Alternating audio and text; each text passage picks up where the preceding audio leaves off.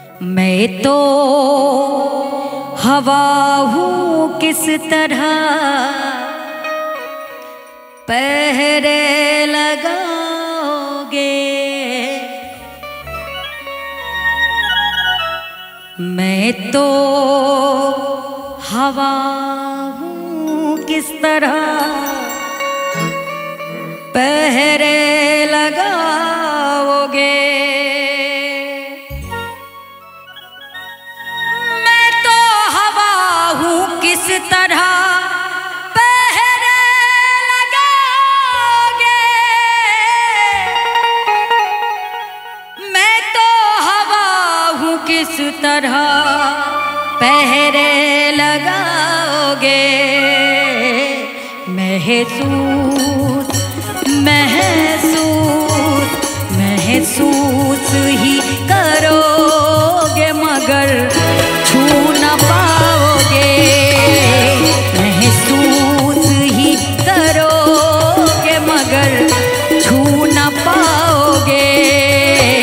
मैं तो हवा हूँ किस तरह पहरे लगाओगे।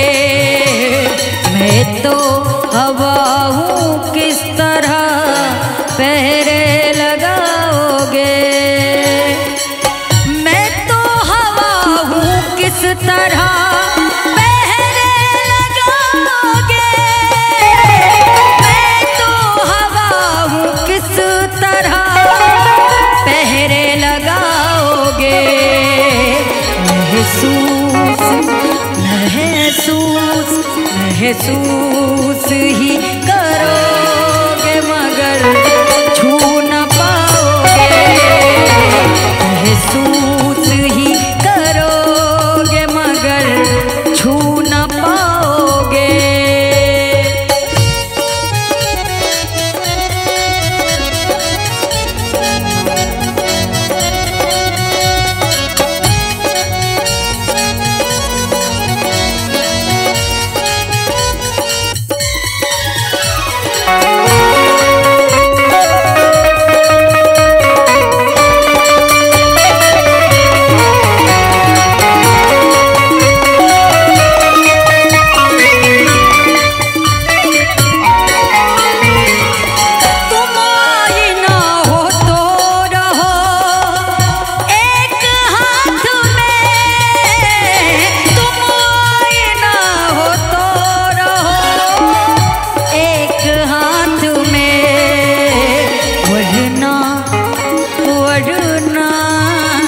वरना इधर उधर में कहीं टूट जाओगे। वरना इधर उधर में कहीं टूट जाओगे। और बड़ी प्यारी सी शायरी पढ़ता है क्या। नफरत की दीवार पे चढ़ के कब तक यूं इतराओगे।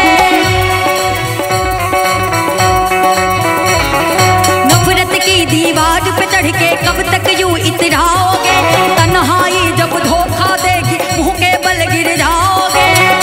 एक पे एतबार कायम कर लो वरना यूं पछताओगे। यूं तो हसीन दुनिया में लाखों हैं किस किस को अपनाओगे।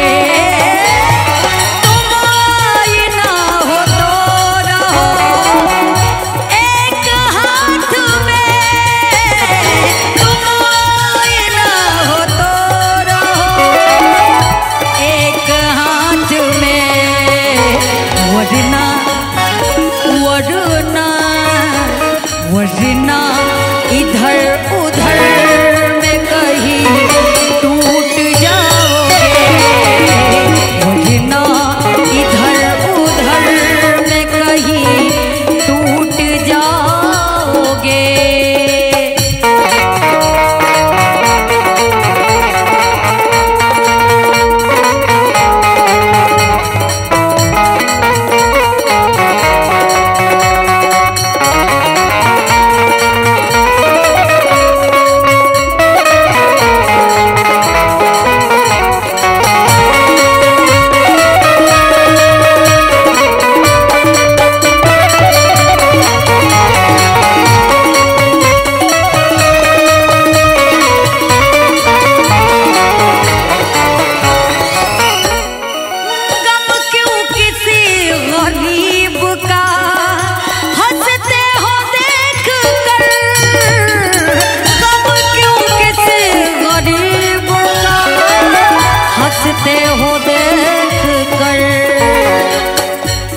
प्यारी सी एक शायरी, एक बेटी के पिता ने अपने दिल की बात कही। क्या कही? मुझे तो फिक्रों की जियोग्राफी से दूर ही रखना, मुझे तो फिक्रों की जियोग्राफी से दूर ही रखना। कई हाथ में आने से आईना टूट जाता है। अरे ना जाने कौन सा घर है मेरी बेटी की किस्मत में, जब गरीबी बात करती है तो रिश्ता टूट जाता है। क्यों? जो कुछ बचा बचाया था सब कुछ चला गया, पत्नी का मेरी एक एक गहना चला गया। कर्जा लिया था मकान पर बेटी की शादी में, और बेटी का घर बसा तो मेरा घर चला गया। कब क्यों किसी गरीब का हंसते हो देख कर, कब क्यों किसी गरीब का हंसते हो देख कर। और करवट करवट करवट जब वक्त लेगा तो सब भूल जाओगे। करवट जब वक्त लेगा तो सब भूल जाओगे। मैं तो हवा हूँ कब तलक पहरे लगाओगे।